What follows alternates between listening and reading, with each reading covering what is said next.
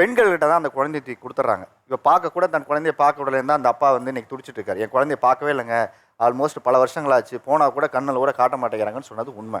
அதே நேரத்தில் ஜீவனாம்சம் அப்படின்னு ஒன்று வரும்போது இன்னைக்கு ஜீவனாம்சம் கொடுக்க வேண்டிய இடத்துல ஆண்கள் தான் இருக்காங்களே தவிர பெண்கள் ஜீவனாம்சம் கொடுக்கணுங்கிறத ரொம்பவுமே இன்சிஸ்ட் பண்றது இல்லை. இல்ல சட்டம் இருக்கு.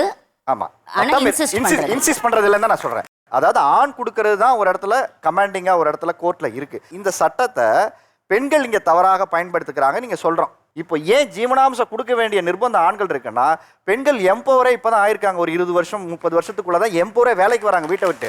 அப்ப ஆரம்ப காலத்துல இருந்து ஆண்கள் வேலைக்கு போய் சம்பாதிச்சாங்க, ஆண்கள் குடும்பத்துல வந்து பாத்துக்கிட்டாங்க, பெண்கள் அவர்கள் குடும்பத்துல வந்து வாழ்ந்தாங்க. அப்ப வந்து கல்வி அறிவு கிடையாது, ஒரு இடத்துல நகை மட்டும் போட்டு கட்டி கொடுத்துருவாங்க, வந்துருவாங்க. அதுதான் அவங்களுடைய அசட். அந்த நகையை வச்சு அடமானம் வாங்கிக்கலாம், ஒரு இடத்துல பொருளாதார ரீதியாக ஈட்டிக்கலாம். அதுக்கப்புறம் எங்கிட்ட கேட்காதப்பா நாங்களும் எப்படி இருப்போம்னு தெரியாம சொல்லி அமுச்சு விடுறாங்க.